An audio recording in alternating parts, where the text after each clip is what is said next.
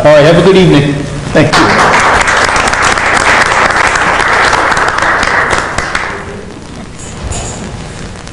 All righty, now we'll get on to things that are not so exciting, like a consent agenda. Can I have a motion for a consent agenda? So moved. Alderman Peretta, seconded by Alderman Capadona. All in favor? Aye. All right, the consent agenda for tonight is approval of the regular City Council meeting minutes from February 19th, the Committee of the Whole meeting minutes from February 19th, and the disconnect of property known as Santera, which is ordinance number 14007.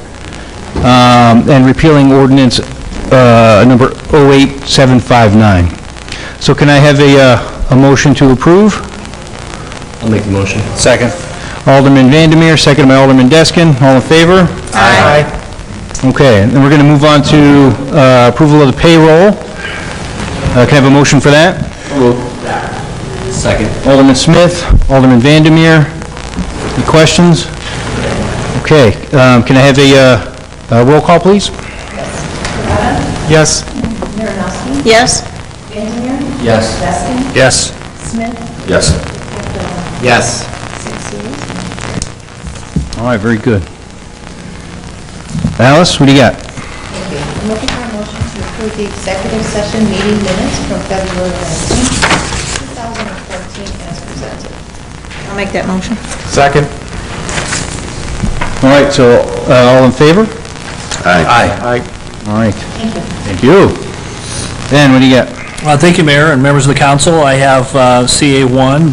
We discussed this at the last meeting, the proposal to partner with the Heritage Corridor Convention and Visitors Bureau for a 2014 calendar year branding and marketing campaign for Lockport. There has been no changes since the last discussion, so I'm seeking a motion to approve and authorize a payment. So moved. Questions? Second. Alderman Deskin, seconded by Alderman Smith. Any discussion? Okay, can I have a roll call, please? Peretta? Yes. Marinowski? Yes. Vandermeer? Yes. Deskin? Yes. Smith? Yes. Capadona? Yes. 6 yeas, motion carried. And by the way, this is kind of an example of, this is our first ad that came out. This is West Suburban Living. We have a full-page ad here. These are the kind of things that we'll be doing, so it's very exciting for this kind of stuff. So expect to see a lot more of this kind of thing. Thank you. All right, what's the next item? Then, Mayor, we have CA2, which is the funding estimate that we discussed at the last meeting for budget expenses for the 2014 Old Canal Days Festival. And again, nothing has changed since the last meeting, and we're seeking a motion to approve the funding estimates. Second. Alderman Vandermeer, seconded by Alderman Marinowski. Can I have a roll call, please? Peretta? Yes. Marinowski? Yes. Vandermeer? Yes. Deskin? Yes. Smith? Yes. Capadona? Yes. 6 yeas, motion carried. Thank you. Mr. Brown, Mr. Brown. Thank you, Mayor. I'm looking for a motion to approve the various bills as presented. I'll make that motion. Second. Alderman Marinowski, seconded by Alderman Deskin. Roll call, please. I just have Oh, I'm sorry, yeah, go one ahead. question. It's bill. We're on bills, right? Yes. The salt. We spent a lot of money on, we're approving a lot of money for salt. Does that take us through the end of the year? Does it get us into some of the next year? Anybody know? From what Ben and I have been told from Public Works, we're still doing well on it. We have enough. We budgeted more than enough to cover us for the year. I don't think, do you know, Ben, where we are as? I had earlier conversations with Joe last month that we were doing fine with our allocations because we had so much in overruns. I think, obviously, if the snow finally gives up here this month, we'll be fine. I want to say never, but we're doing fine. We haven't had to buy, other communities have had to purchase salt at this point at over $200 a ton, and we still have our allotted amounts for $56 a ton. So we did very well this year, surprisingly. Okay, cool. Well, Mayor Reeves apparently has 200 tons of salt up there in Lamont, so we can always do a midnight run. Any other questions? Okay, can I have a roll call, Alice? Peretta? Yes. Marinowski? Yes. Vandermeer? Yes. Deskin? Yes. Smith? Yes. Capadona? Yes. 6 yeas, motion carried. All right, thank you. So we got the bills. Chief, what do you got? Mayor, council members, it's resolution number 14020 regarding the command structure that I proposed on February 19th. Be glad to get into it if you want to hear it again.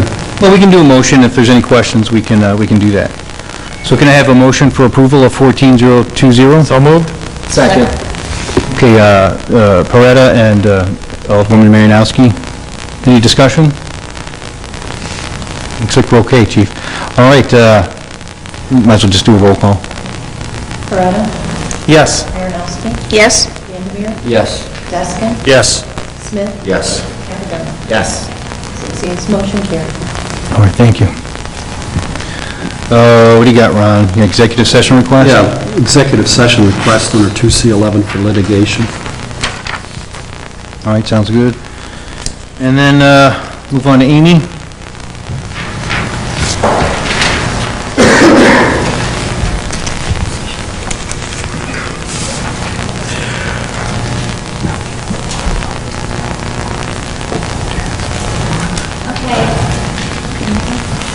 Not really. No, you can go to probably the Just jump to the podium. podium if you need to.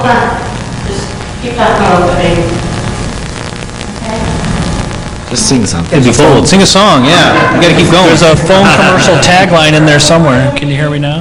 Can you hear me? Yeah, there it is. There we go. Oh, okay. All right, this memo is for the consultant selection for Division Street, Galvin Road intersection signalization project. In January, came to the city council with a couple of potential SPP projects for the upcoming 2014 County Representative Offer projects. The Division Street, Galvin Road intersection signalization project was one of those projects. We met with Will County regarding this project, and we are in the process of putting together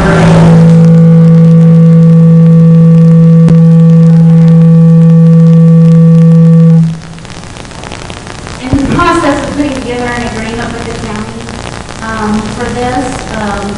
In the meantime, we want to get moving forward with phase 1 engineering. From the recent RFQ that we did to the 2nd Street Bridge project. The second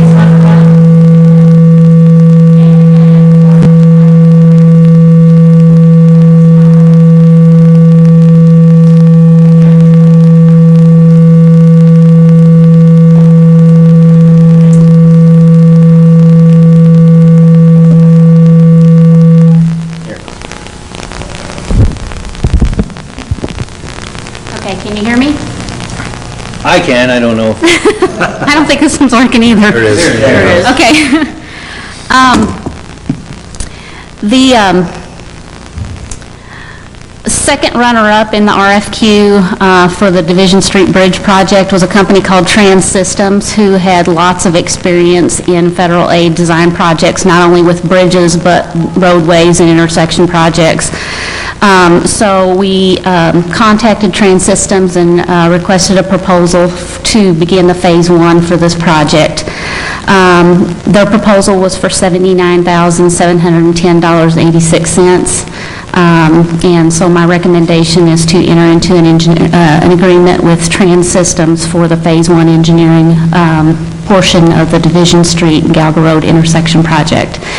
Completing this phase 1 portion of the project prior to submitting the application is really good. If you submit an application to Will County Governmental League for funding and you have phase 1 underway, that's bonus points on your application for having that started. So this is a good thing. All right, can I have a motion? I have a question. It just occurred, because I know that there's been a problem. Does IDOT have to approve this light? Or is it just the will? They do, in the fact that it's a federal aid project, and all federal aid projects have to go through the federal aid procedure, and they have to be let through IDOT and reviewed by IDOT. But as far as approving the signal, because it's on a state route, it's not. So it wouldn't go through that type of approval. The light will have to be warranted, But I think the county's already done a warrant analysis, and... Because I know they've been done before, and we were told that it, wasn't needed there, but now they say it's warranted, or it will be soon. Yeah, we've done grant applications before, and we didn't get the grant application. We applied for CMAQ funding for that intersection before, and we didn't receive the funding through CMAQ, not because the signal wasn't needed, but because CMAQ is congestion mitigation, and they like bike paths and sidewalks. They don't really like, even though intersection improvements is a category, they don't really like to award money for those. So that's why we never got the project before. But this time, we're applying for STP funds through Will County Governmental League, similar to the money that we received for the 13th Street signalization by the metro station. So this is something that's more conducive to signalization projects. My only concern was that if we did all this and then somehow it never got approved and we'd have wasted the money, but it seems like if we can get the money, then we can do it. Right. Okay, great. All right, well, a motion to enter an agreement with Trans Systems. I'll make that motion. Second.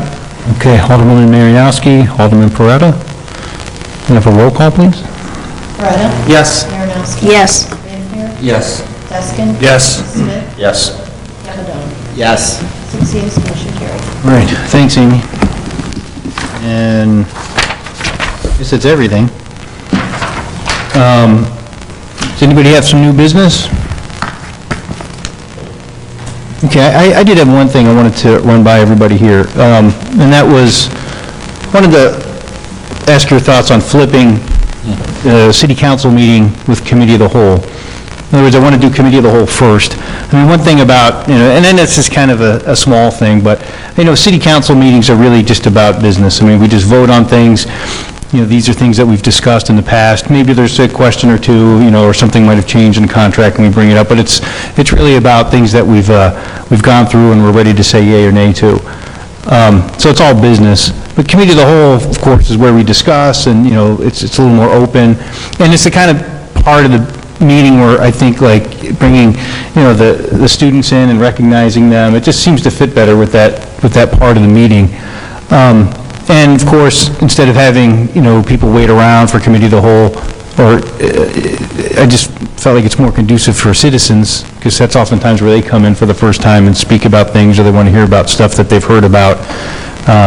So I just want to get your opinion if that's something that you guys would be willing to do. I'll just do a straw poll vote if that's something that, or there may be a reason why it's in this order and you guys want to keep it this way. So, you have an opinion, Bob? And sometimes it's the opposite. A lot of residents are here for the vote, so it could have the opposite effect, although it's a good idea. But if there's a big vote and a lot of people are interested, then they would have to wait.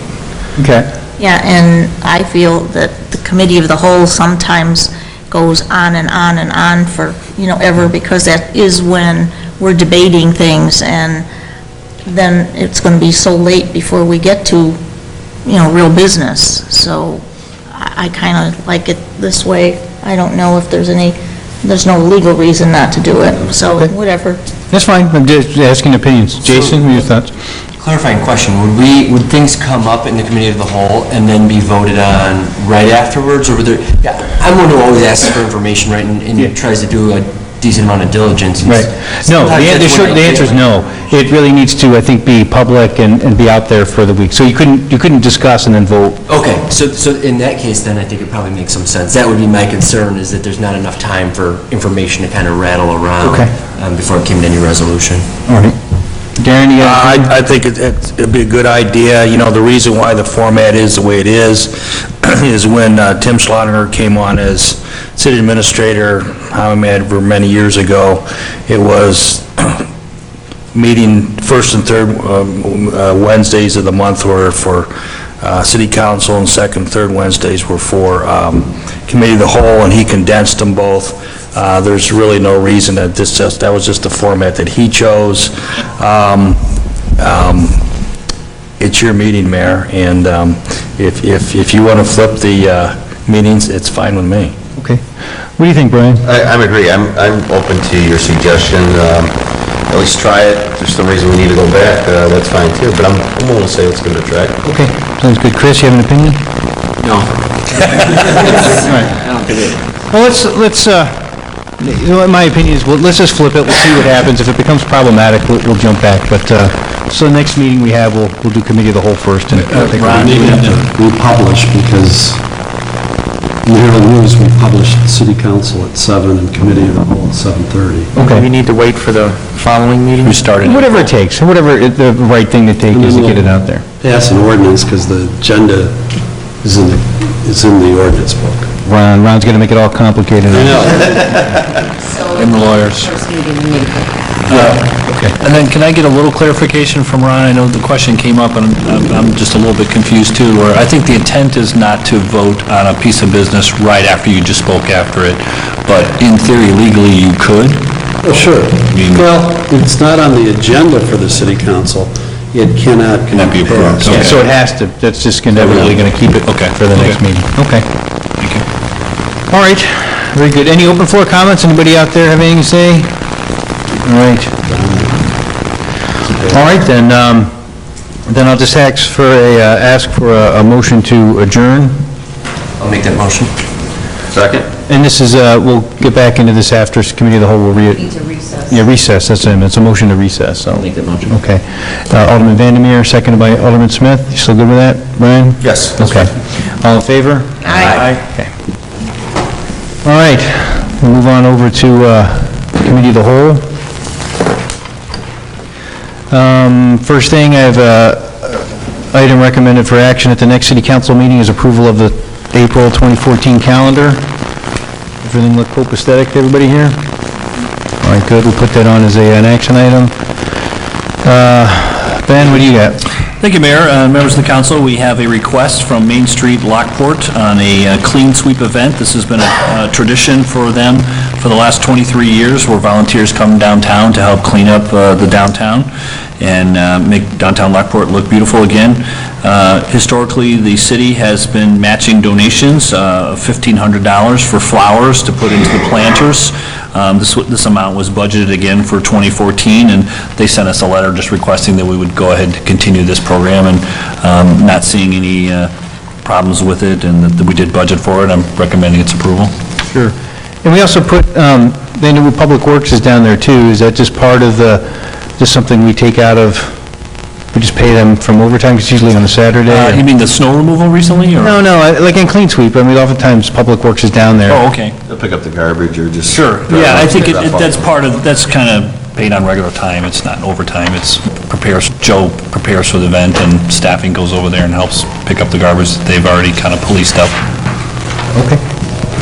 All right, sounds good. I'm happy to continue with it. I think they do a great job, so. And that also includes an additional $580 for geraniums from the high school, so I think we budgeted $2,500, and this is below the budgeted amount, so I don't see a problem. Anybody have any thoughts? Good? All right, we'll put it on for an action item. Can we just do a consent agenda? I just hope we have a time to plant them. Yeah, I know, man, it's never going to end. Before winter, huh? Mercy. All right, are we okay with the consent agenda then for that? Yes. Okay, we're good. I have a question, just kind of matter of policy. I questioned when this came in, it was a budget amount, it's a small amount. Is it something you want to see in the future each year, or should we just make it an administrative approval based on approved budget, or do you want it to come back every year? I would be fine with administrative approval. I just thought, $1,500. I don't know why we need to waste your time with it. Yeah. I'd be happy to bring it to you if you want to each year, Okay. but It's fine with me. You make a decision, or the administrator. it's so small. Okay. If it gets really large, we can... Yes, then we can come back. Okay. The next item I have, Mayor and members of the council, is, if you might remember, I did speak about, we had some questions last month about Lockport being part of the Northern Will County Alliance of Water, and that we are not participating in that. That's a Lake Michigan feed. There is a potential for getting water from Kankakee River someday. But really, what we discovered in some of that discussion was that The city of Lockport does not have an emergency supply connection with any other municipality. Most municipalities have a connection from one of their bordering communities. And we'd like to take a quick study of finding the most prudent and efficient way to connect to the Joliet system. This would be down by Farrell Road. You know, in an emergency, if we had a health system with our water system, we currently have no connection, and this would also be a connection that Joliet could potentially use if they had an emergency. So it's a good idea to have. I think potentially, depending on what the study says, we could even look at it as a potential feed more than just emergencies, filling a tank downtown. This helps in the medium flow district near the downtown. We'd be able to feed to that. So it's for $23,000 and $150. We can get some better answers as to if we'd be able to get this done. Again, this is not a contract to make it shovel-ready. This is a kind of exploratory thing to make sure it's feasible and would be doable in the future, and we would have to come back again to discuss whether we'd want to actually do it. You know if Joliet has an emergency connection with another municipality? Yeah, they do. They have multiple. They're obviously much larger than us, but I'm not sure which communities they have, but they do have multiple. I was approached by their Director of Public Works on the water side, Jim Egan, and he was welcoming this attachment and met with him, and they were pleased to work with. You know they have multiple connections with other municipalities. You think they'll be interested in sharing in the cost of the fee? I can certainly ask them that. Can't hurt to ask. Yeah, I can ask them. Doubt they would. We would probably get the most benefit, but sure, we'd be happy to do that. Is, going off of what Bob says, because it's a possibility, Ben, of us maybe utilizing their water, maybe it's an option as, you know, we move forward. Potential, yeah. Is it possible then to say, look, if we end up purchasing water from Joliet in the future, maybe that's something that we can deduct this money from it? Like a rebate thing? Yeah. Sure. Yeah, I can have those discussions. I mean, certainly it would be a, you know, more of a policy decision with their board. Right. I think, you know, for us to invest in the exploration of it is probably incumbent upon us, but once we maybe make a decision to actually connect, and if they're going to get the benefit from it, then it might be better to go for money then, be a lot more money then. But I'm certainly open to your direction. Would the theory be to connect on to Joliet because they own their own wells versus going to Joliet or Romeoville? Or, I mean, why would we say Joliet would be our pick? One of the closer municipalities to our system, to the two feed points, obviously closer to some of the low-pressure areas that we have near the downtown, so it might potentially use to feed a future storage tank nearby, and a very positive relationship. Where, I know you said the connection would be by Farrell. Would that be Farrell and 6? Vicinity of Roseland Road and Farrell Road. So, The city of Joliet has an extension that comes up pretty close to Roseland and Farrell. And there is a map that shows that it's about the closest point. We once also discussed trying to connect. There's some wells over by the old Joliet prison, but actually this is much closer. Joliet's still using the deep wells, if I Yes. remember correctly? Mm-hmm. Any issues with radium as in the past? No, they have radium removal on all the equipment, yeah. Very expensive. Thank you. So Ben, I think it's a good idea and something kind of worth trying to figure out. The only thing with a couple of these projects, and I think Denise kind of touched on it earlier, is like, you know, I know we're still kind of evolving our capital project plan, but if we were to go through with this, I don't know, I have no idea how much it would cost, but I'm assuming quite a bit, right? And so, is this a project that would fit within any near or medium-term capital plan? And my thought is no, because we haven't talked about prioritizing it, but maybe we would. But unless we think this is something we would execute, I don't think it's a bad idea by any stretch, but I don't know that it makes sense to do a study on something that we have no plans to execute. I understand that. I mean, we have Strand helping us formulate our capital improvement plan with staff, and I think this would be in consideration in the overall thought process going forward. Would it be the number one priority? Probably not, but I think it's important to have an emergency connection, at some point. So whether it's 5 years from now or 10 years from now, I would recommend doing it, not just a study, but having a connection, but it would just be a matter of, probably not really if, but when. And so I don't feel the $20,000 would be a lost investment. I've spoken with Ron Alberico, Lockport Township Supervisor, about their search for alternative sources of water, too. Have you approached Ron at all? No, I haven't. If not,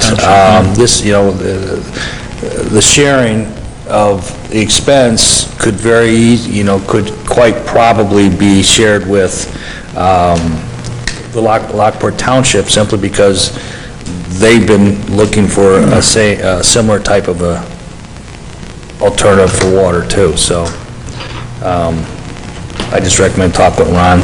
Yeah, I could talk to Joliet and the township. Well, we're also pretty close with Strand, right, with coming up with an implementation plan now. I mean, obviously bounce this around off of them, and what are their thoughts on this? Initial thoughts, do they have any?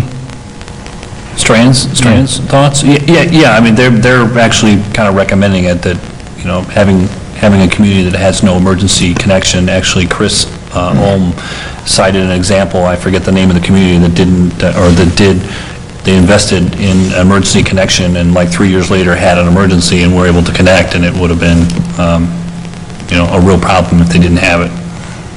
It's kind of like buying insurance, I mean.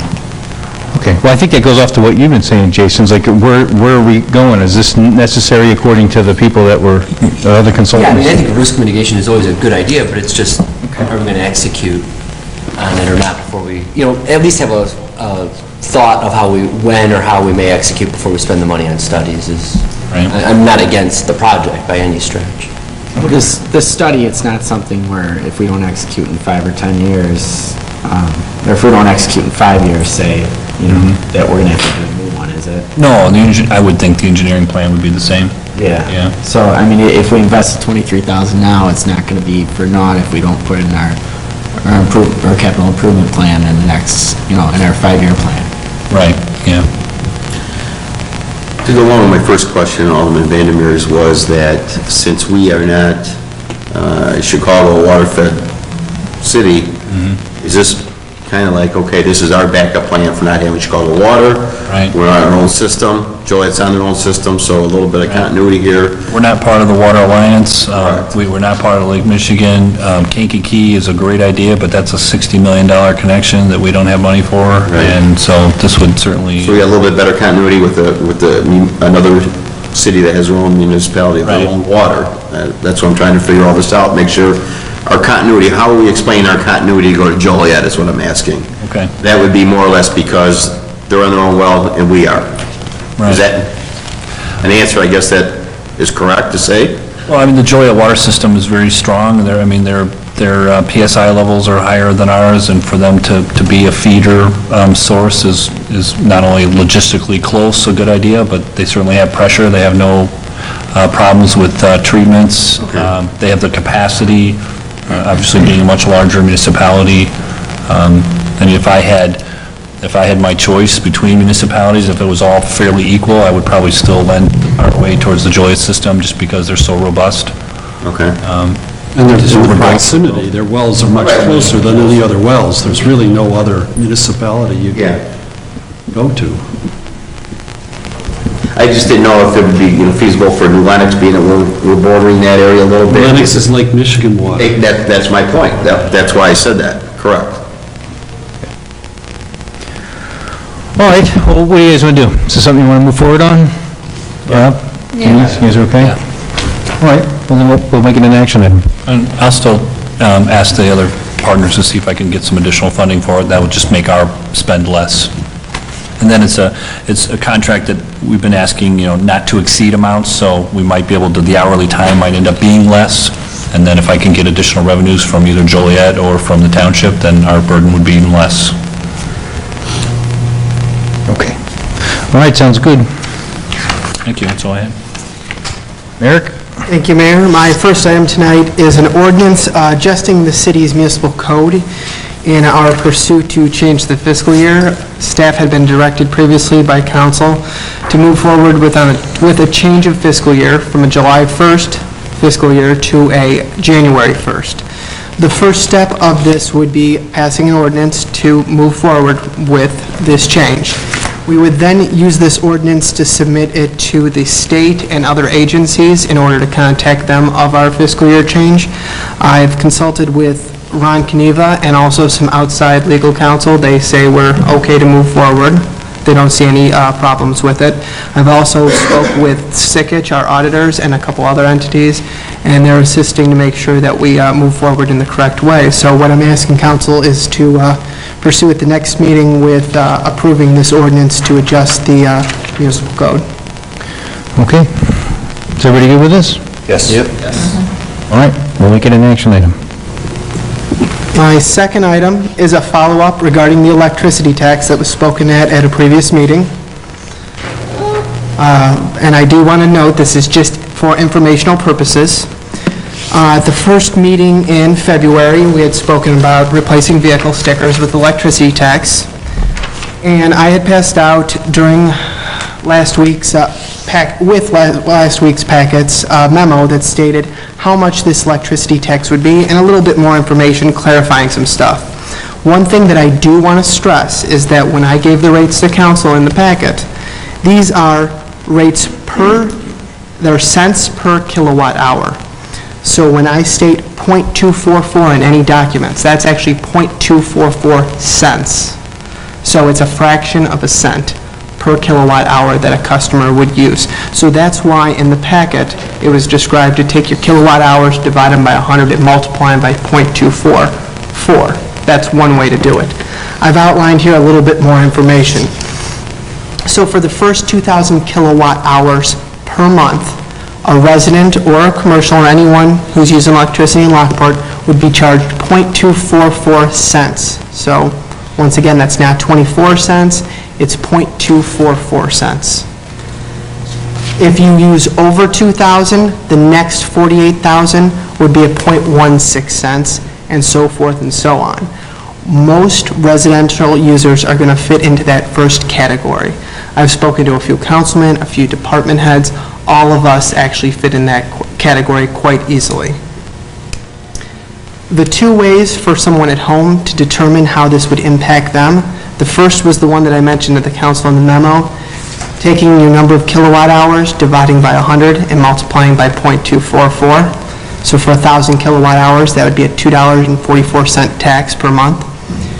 Or if you want to look at this for dollars and cents purposes, you would change that .244 to .00244. So that's where it comes into play, where you can really see that it's a fraction of a cent.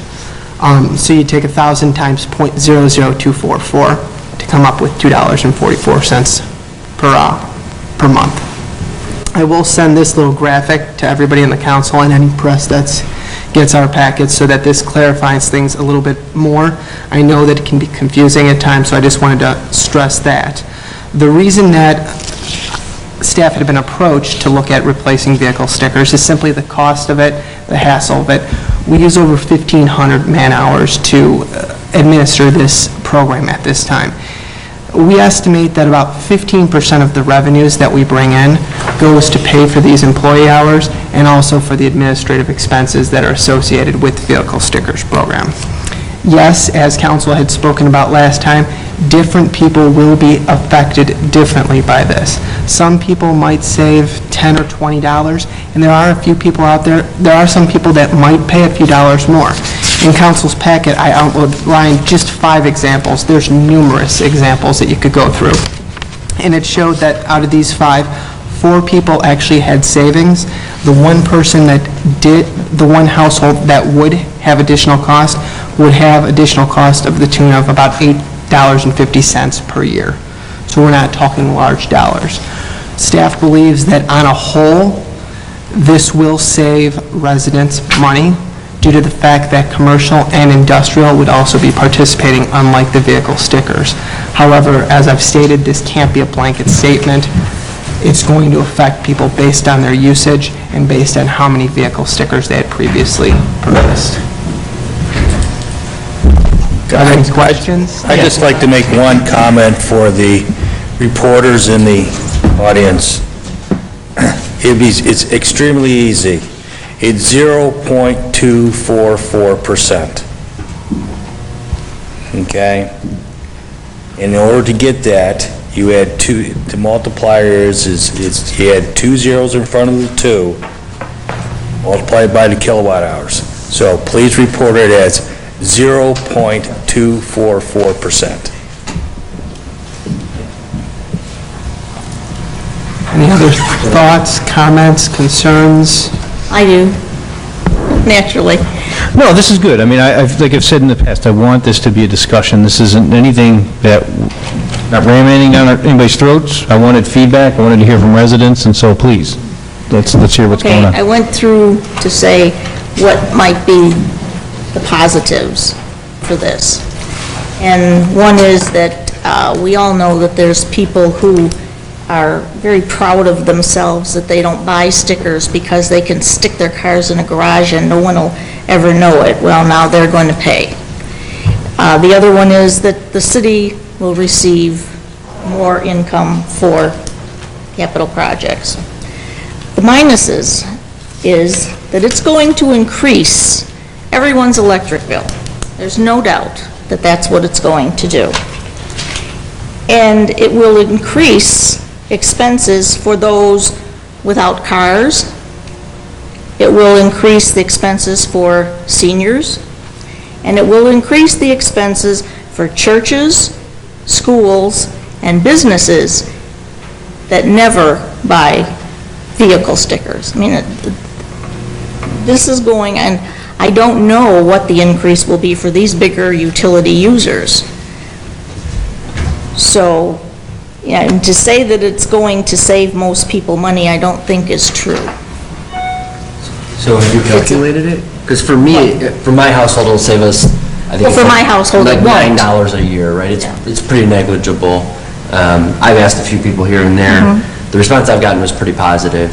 It's like, hey, if I can save $5 or pay $5 more a year, but not have to go do vehicle stickers. Now, this wasn't a very wide survey, but everybody I've talked to seemed actually to think it was a pretty good idea.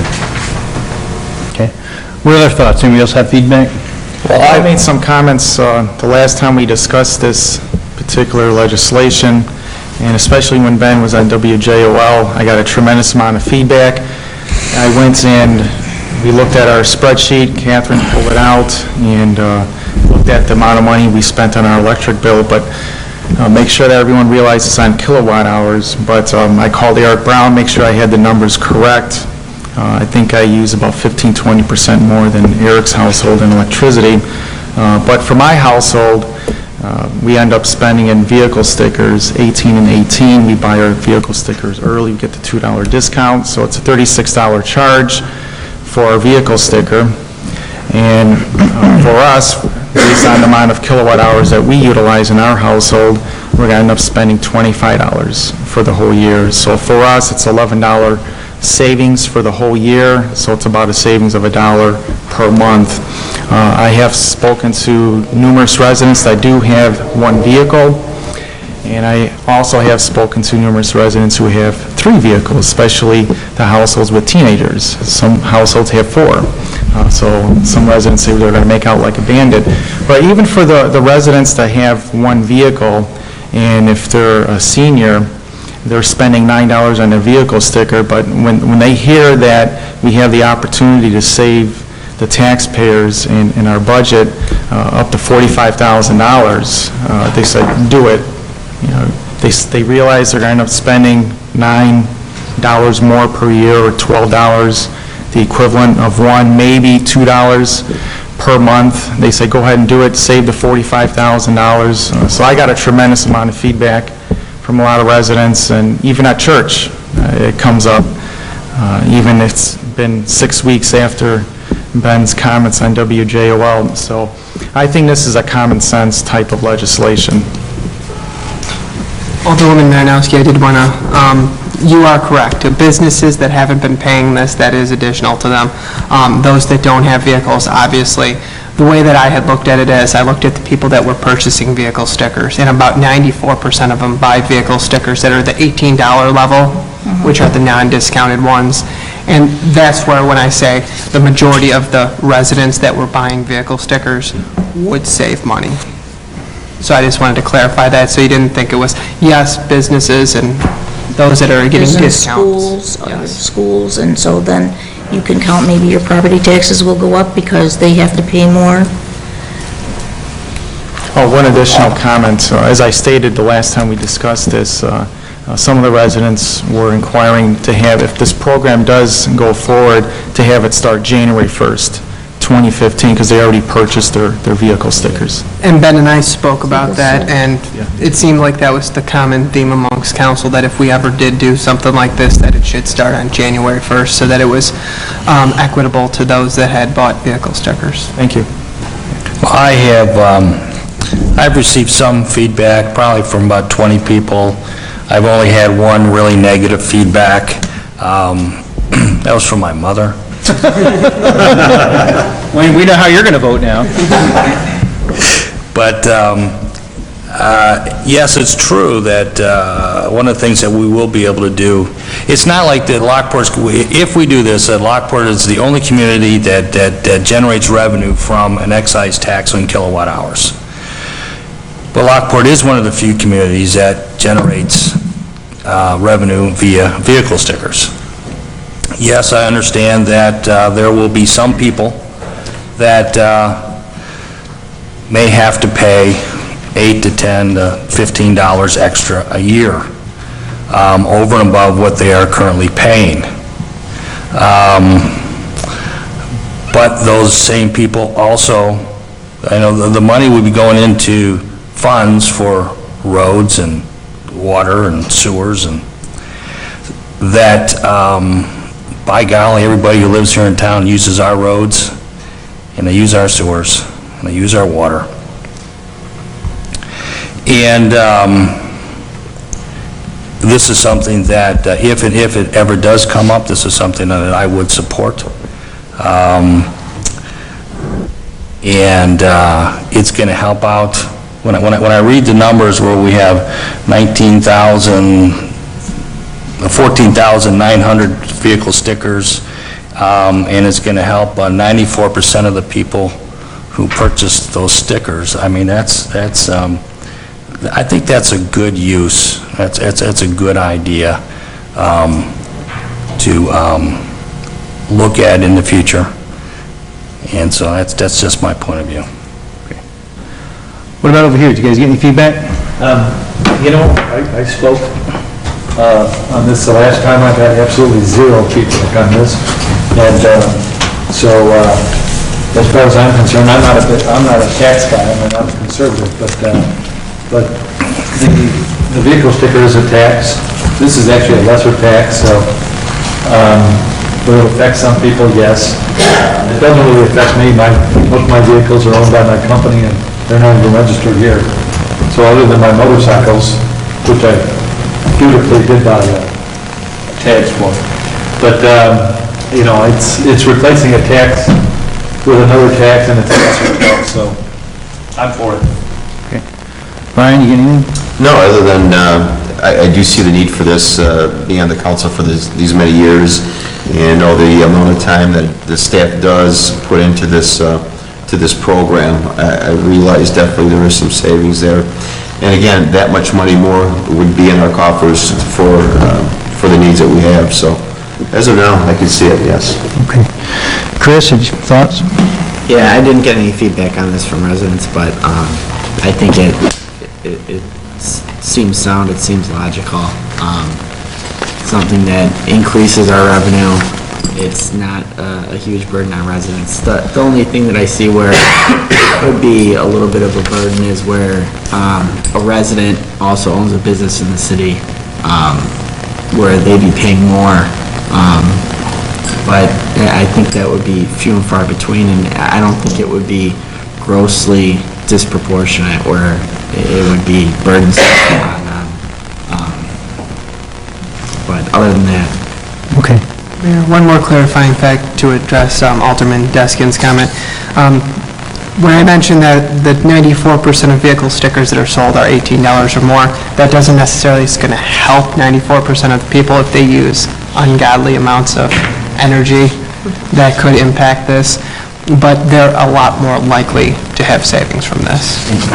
I feel like my house does use ungodly amount of energy. I do, honestly, and we're still saving a couple of bucks, so it's all relative. All right.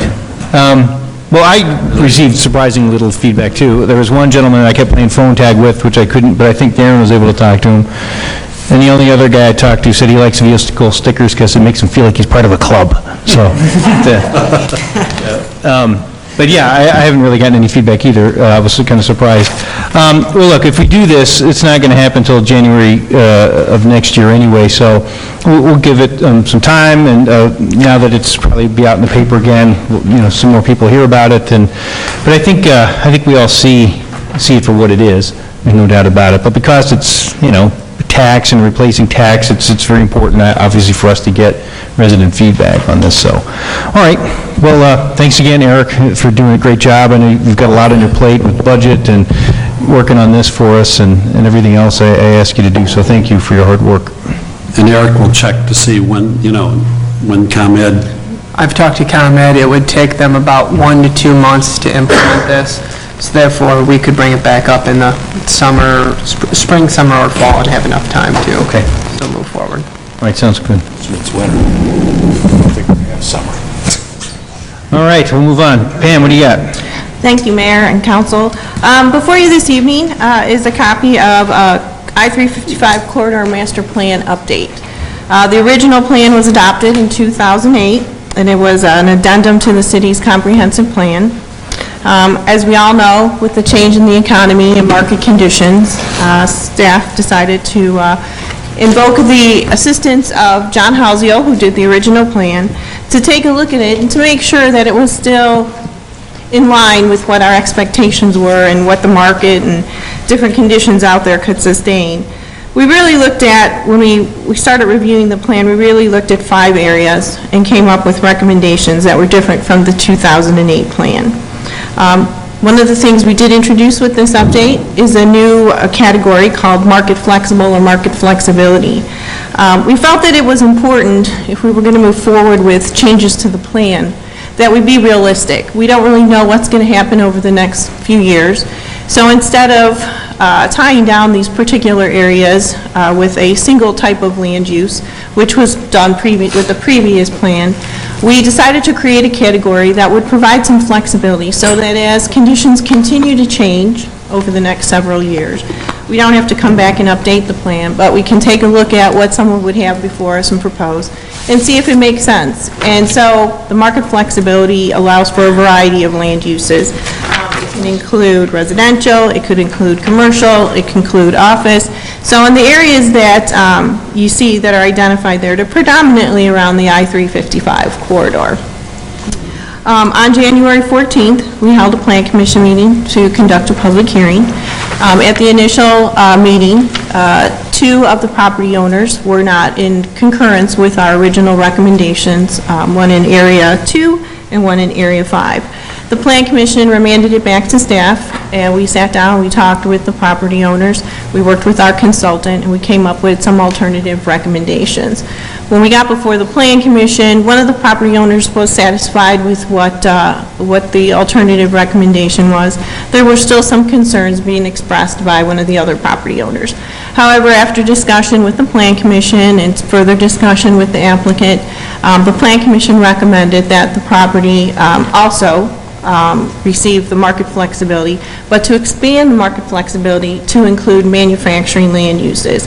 The property is currently zoned O2, and therefore did allow for some type of manufacturing uses, and the property owner just wanted to make sure that should he have a user come forward, that type of land use would in fact be allowed. So the plan that you have in your packet reflects that. After hearing the discussions at the Plan Commission meeting, your staff is in concurrence with what is being proposed and presented to you this evening. Pam, to go back a little bit, I'm sorry, were you finished?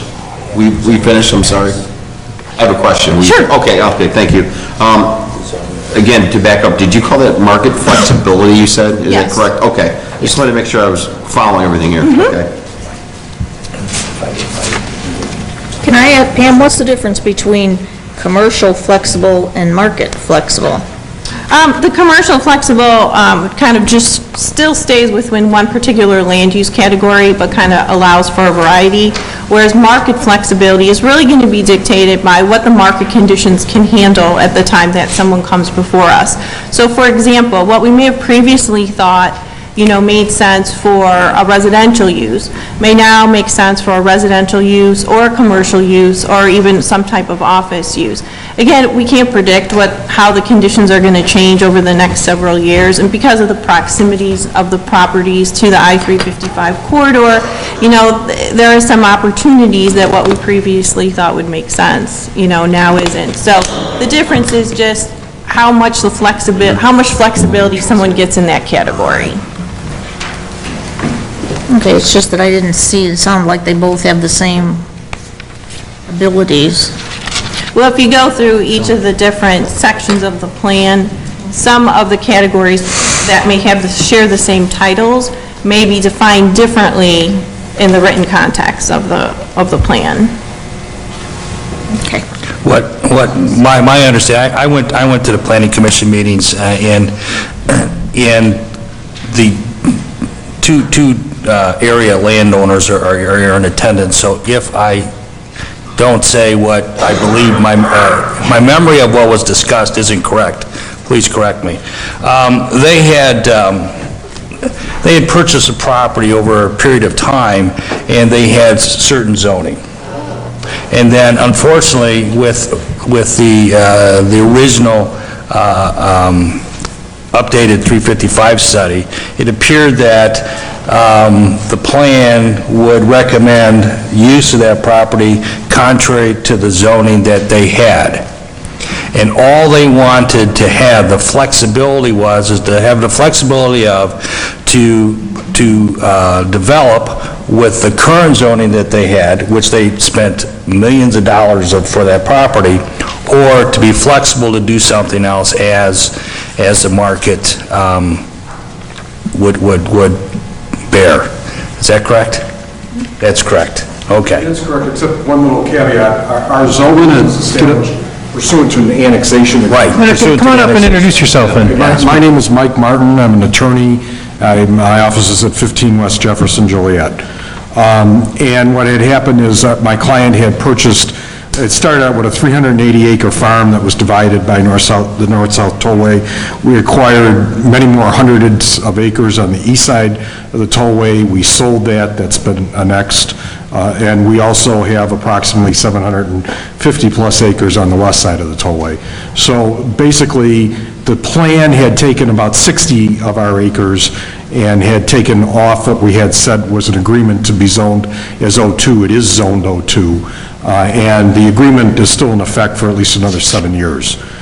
So we wanted just to make the record that we're concerned, because we're still marketing the property for development, that, a plan that says, no, it can be residential or open space, when it's actually by agreement, O2. We just wanted to make the record that that's where we're at. And the Plan Commission accepted and went along with us, and, we're fine, we're happy.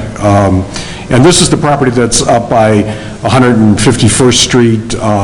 The money that we spent was about $8.5 million to help build the water tower, the well, extend the water and sewer for the village, among other improvements, and that was part of the agreement too. So, I don't know, are there any questions I can answer? So we're fine with the plan as it is now, as it's proposed.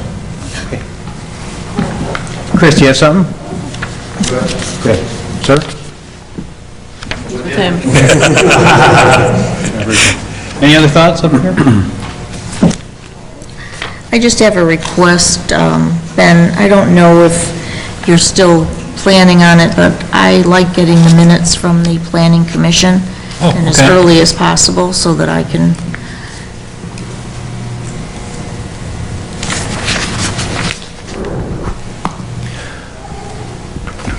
Well, is this something that we want to put on for an action item for approval then? Yes. To accept this? Yeah. The council's ready to move forward, yes. Okay. You're okay with that? Everybody's good out there? Here? Okay. Then, sounds like we'll do it. Thank you. Thank you, Pam. All right. Anything, you have something, Julian? Oh, I thought you said something. Anybody got any new business out there? Anybody want to come up to the mic, sing a song? You ladies? Now, No? is this just for information that Eric passed out? Oh, let's see, what was it? Yes, that was just informational. I was providing you with the results to the dependent audit that we did of our insurance plan. So, And then, Mayor, I have one new business item you may want to discuss. We've been approached by the Iron Horse Restaurant and Saloon about potential outside events, and staff is discussing with them and having meetings with them. I believe they've had an event outside maybe once a year. They're proposing maybe a couple outside events in the future, as many as 6. And so that's something that we're looking at, developing more of a special event permit process for the city of Lockport that we don't really currently have on record, but we don't want to hold up some of their festivities, so we will be bringing some approval process to you in a future meeting, but we wanted to bring it up to you that we were discussing with them, and if there's any council comments, we'd be happy to. Is there a current process for that? I mean, I've seen charity ones downtown, I think, but I don't know if I've seen it from... Lockport currently doesn't have a formalized process for special event permitting like that. They came, you know that they came before us. Yeah, I guess I apologize. Maybe I shouldn't say and they wanted there isn't a to do process, this, but yeah, they've almost every night they wanted. There are residents that live. They wanted to build up the patio is what they came out to us for, right? Right. This is... that's separate, yeah. This is, they wanted But to it's tent still for a going to couple be the events. outside It would still be an outside... music, See, and then, right. yeah, and that's exactly why, I thanks for bringing this up, because I almost forgot. I did want Ben to bring this up, because that's exactly it. I'm all for festivals, I'm all for things that attract people down here, but knowing that, Iron Horse wanted to do an outside patio, and that was, I believe, rejected by last council because of the residents, well, then it comes down to, if we have no formal process, then what, do we have to come up with something that says, you can do this kind of thing in the parking lot once a month? Otherwise, why not do it every night, right? And then you get around the patio issue. And so this is why the staff has decided to come up with something more formal so that we could allow things that don't overwhelm the residents and find a balance, so. And there's a big difference between somebody putting up a 10-by-10 tent and somebody putting up a 300-foot tent, and it's going to have a lot of attendees, and what's the proper egress, and so we need to be the authority in these matters, and so, like I say, we're developing a process, and, and the mayor brings up a good point. It's, is there limits to these kinds of things? Is it going to be no more than 6 per year? Is it no more than 2 per month? So there's a lot of maybe debate, and so I think staff is going to be evaluating several different things. We're looking at other communities and how they handle them. So the staff will come up with a kind of a recommendation or two, and we'll bring it to you for some approvals. But in this process, we didn't want to necessarily hold up Iron Horse for all of their plans. They're trying to make some events even as early as, I think this one is May or June. There's one in May. And typically in the past, what they've done is they just wrote a letter to the council or to the mayor, and someone in the past, they talked about it and they approved it. But again, they're kind of proposing more of a series of events, which I think raises the game a little bit. And so we've asked the petitioner to kind of hold on, meet with us, let us learn more about what you're actually proposing here. We don't want to just say yes to 6 concurrent events if we don't know more about what they are and who they may affect. I know the one in May is Life Changing Lives, which is a very large cancer fundraiser, and the good thing about that is that Lockport's part of it starts at about 1 o'clock and is over about 4 o'clock, so it's, everybody pretty much clears out by then, so it's... You're talking about afternoon? Yeah. I want to clarify that. And you're absolutely right. I mean, Mike at Iron Horse, almost all his events are some sort of charity-driven events, and they're very good, so.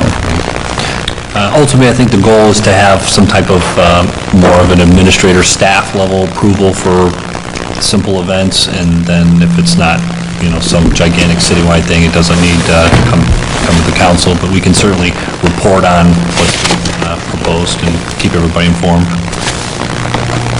Right. Anything else? All right, you can have a motion to adjourn Committee of the Whole.